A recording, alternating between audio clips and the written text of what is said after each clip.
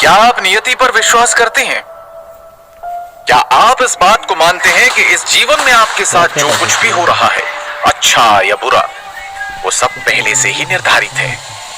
हमारा बिताया हुआ हर पल आने वाले कल का संकेत देता है। हम जो कुछ भी करें, हमारी नियति हमें हमारे निर्धारित परिणाम तक पहुंचा ही देती है।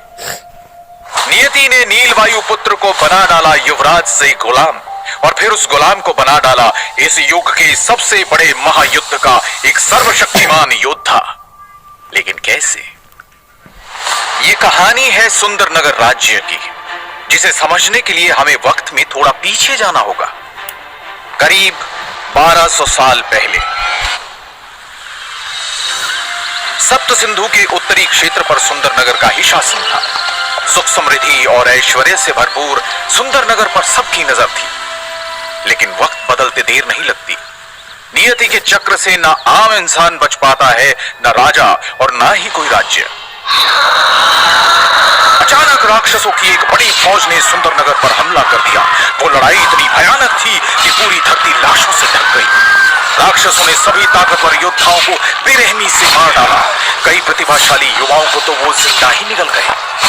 वो दृश्य इतना भयानक था कि उसके बारे में सोचकर ही किसी की भी रूह कांप जाए।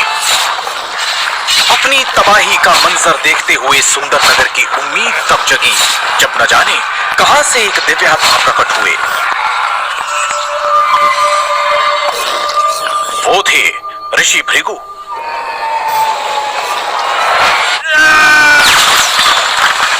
उन्होंने सभी राक्षसों को अपनी पवित्र श्वेत अग्नि से जलाकर भस्म कर दिया और सुंदरनगर को तबाह होने से बचा लिया। उसके बाद भृगु ऋषि ने राज परिवार के वर्तमान राजा को 2 दिव्य औषधीय गोलियां और जीवन के सूत्र नामक एक पुस्तक देते हुए कहा, हे राजन, इस पुस्तक में दिव्य शक्तियों के सूत्र हैं। इस पुस्तक की रहस्यमय दिव्य शक्तियों को जागृत करने वाला व्यक्ति संपूर्ण मानव जाति का कल्याण करेगा। उनके द्वारा कहे गए ये शब्द बादलों में होती गर्जना की तरह पूरे क्षेत्र में गूंज उठे। तब से लेकर अब तक पीढ़ी दर पीढ़ी कई लोगों ने उस पुस्तक को पढ़ा, लेकिन कोई भी उसमें लिखे किसी भी तरह के दिव्य सूत्र को खोजने में सफल नहीं हुआ। वक्त बीतता गया। इंसान की लालसा, जलन और गद्दी की चाहत के चलते राज परिवार के बीच अनबन और राजनीति सुंदरनगर को पतन की ओर धकेलती चली गई।